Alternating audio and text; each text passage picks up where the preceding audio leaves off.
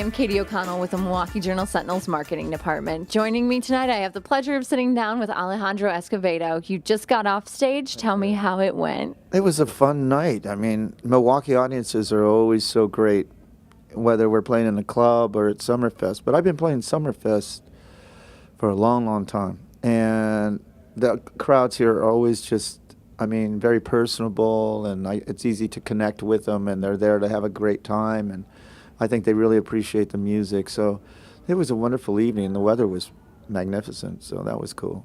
Mm-hmm. And in terms of your career, going way back, started off with the Nuns in the early California punk rock scene. Right. What kind of effect do you think that has on your music today, having those roots? Well, punk rock's always going to be part of what I do, and not necessarily in respect to the sound of the band, but very much as a part of the attitude that we have when we go in to make records. Okay, and then going from punk rock, your previous band, Rank and File, was credited with being in the foreground of alternative country. Right. When you listen to music today, do you hear any of, Rank and File's work and inspirations for current artists? Well, there's a lot of bands that I listen to now that obviously were, influenced by, if not by us specifically, by what we were also listening to and trying to do at the time. There weren't many of us when we started. So how do you feel? You feel proud of the work that you did then in terms of establishing that as a new genre?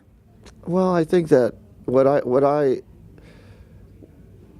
feel like we contributed to the landscape of music that we were involved in was that we opened up the doors for so many possibilities. It was obvious that we listened to all kinds of records, and that our music was a result of having a vast record collection more than anything, So I think that what we gave them was a sense that, anything's possible.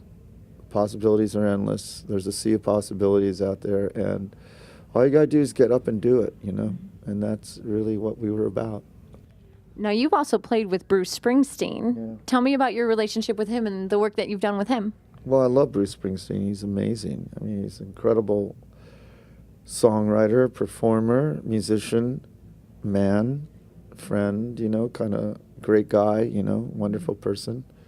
He's everything you'd want Bruce Springsteen to be, It's one of those chances that I got in my life that really is what it's all about for me, That inspiration that I got from just being on stage with him and him singing on my record and, kind of giving me the okay, like you're all right, you can do this. And I think that's one of the things that in this long career that I value more than anything is just the people I've met, Mm-hmm.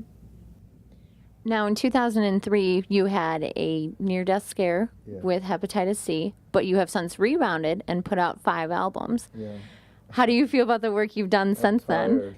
Yeah, it's been a lot of, I've watched it go from where I was very ill and very kind of unsure as to what I would be able to accomplish after that, to feeling like there wasn't anything I couldn't accomplish, So it's been great, and I feel great. It's been a result of all the support I've gotten from so many people too. They put out an album called Por Vida, which was 32 artists doing my songs, and then benefits all over the country and the world. So it was really sweet and humbling, and made me feel different about what I was doing. I think I finally realized that this is really important to do this as best you can and not to let people down. And well, you gave us a great performance tonight, so thanks so much for that. I appreciate that. Thank you. You're welcome. All right. Well, don't want to take up any more of your time, so thank you so much for joining us here with the Milwaukee Journal-Sentinel, and have a very good night. Thank you. Thanks a lot. Good night.